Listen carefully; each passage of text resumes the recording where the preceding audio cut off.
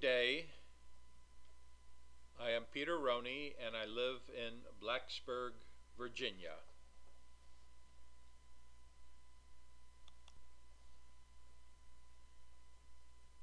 The title of this YouTube presentation is the question, why were Bugbooks 1 and 2 successful? And the answer, at least my answer, because of my Leroy-lettered images. In this video, I hope to explain why I give this answer.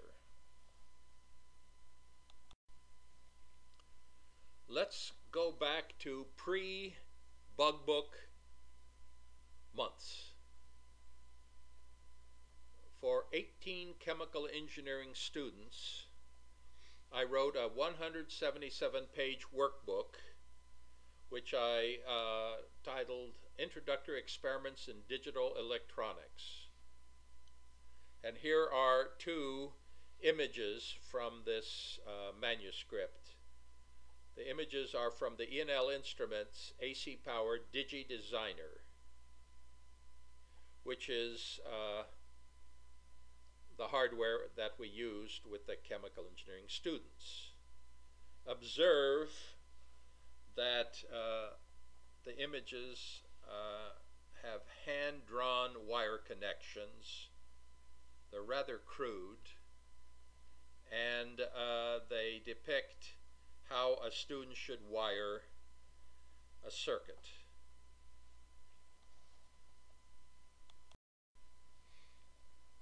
In this manuscript, here are my hand-drawn images of integrated circuit chip pins. This is not a particularly useful way to represent individual integrated circuits. So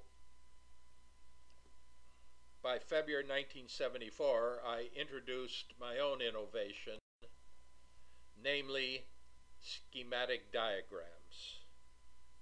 Here are three interesting schematic diagrams, and look at the upper left. Here is a chip with all inputs at the left side, all outputs at the right side, and power at the bottom. Now, if you look at the numbers within the box, you observe that they are not in sequential order. For instance, the top four inputs were at pins 9, 10, 1, and 15. And this was the value of my schematic diagrams. They, in a much simpler way, showed a student how to wire a digital circuit. So this key feature of Bugbooks 1 and 2 started with my chemical engineering students in February 1974. I frequently shop for books at Amazon.com, both new and used. And one feature that I really like for a new textbooks is this look inside feature. By taking advantage of it, I can view the copyright date, the table of contents, and the entire first chapter of a textbook. So why is this important?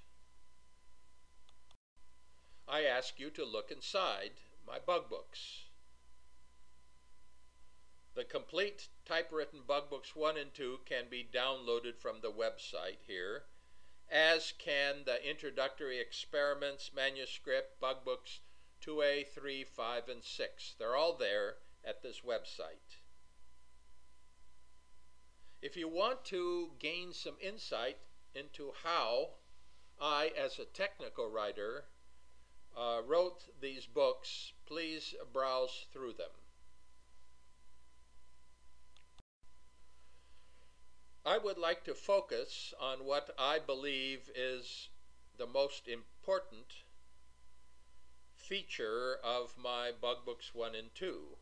The second most important feature was the procedures that I provided for each experiment. But this is my favorite feature. Let me review images from 3 of my summer 1974 Bugbooks. Without any assistance, I used a Leroy lettering set to draw all of the schematic diagrams. This was a time-consuming process.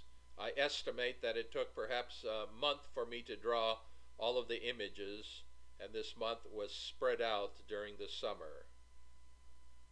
Why were these images important? Because we used them with my class of Virginia Tech students, chemical engineering students, and during our short course to professionals. All of our lectures were completely reliant on these images. They were projected on a front screen using a Kodak carousel slide projector and white on blue slides. White on blue was very comfortable to the eyes, much better than black and white.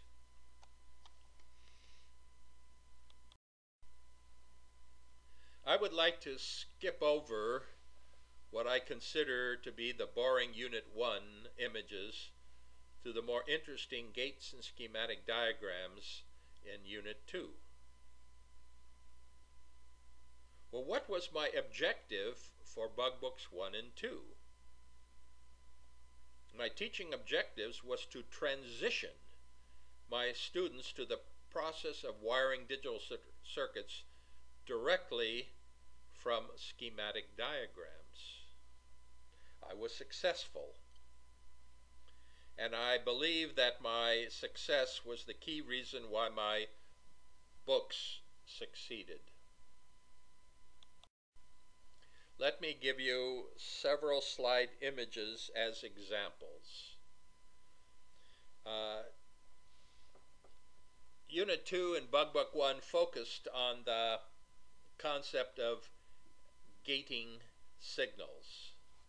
For example, here are 4 different logic gates, and one input is what I call input data, and then whether or not this data could proceed from input to output depended on the logic state of a gating signal, shown here. Now, the data that I used was from a clock which produced pulses at a given frequency, and the output data was the result of the input data passing through the gate.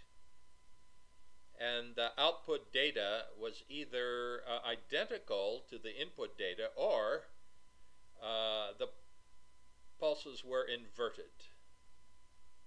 So here we have the basis for 4 different experiments, one each for an AND gate, a NAND gate, NOR gate, and OR gate.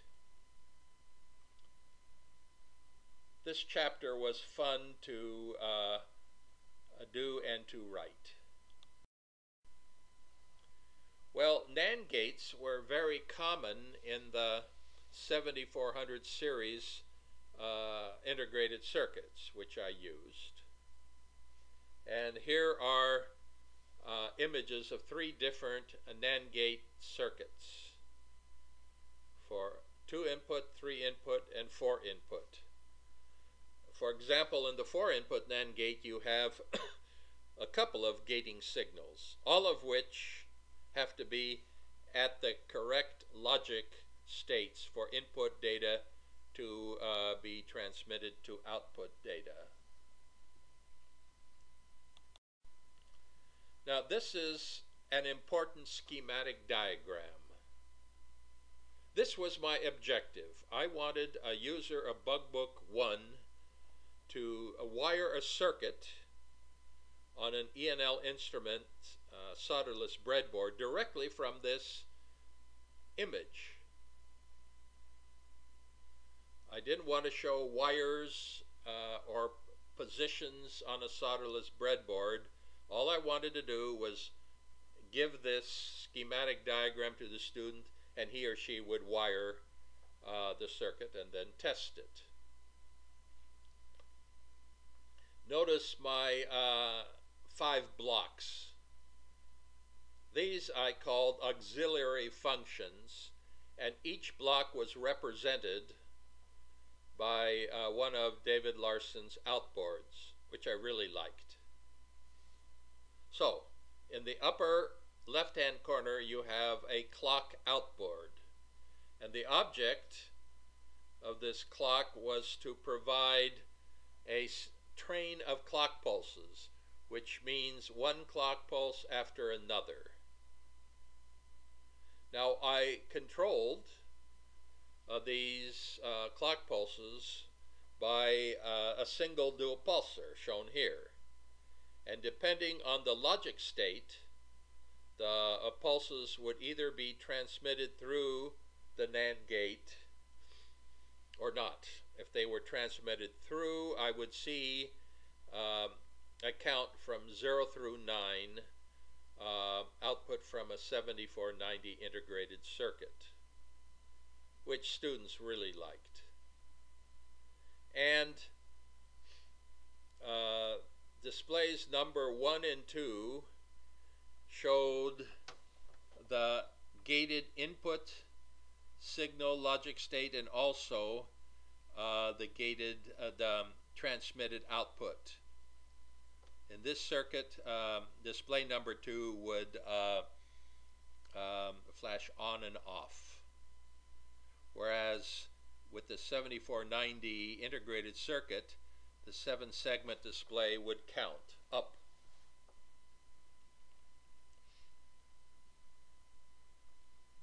So this is a schematic diagram for a 2-input NAND gate.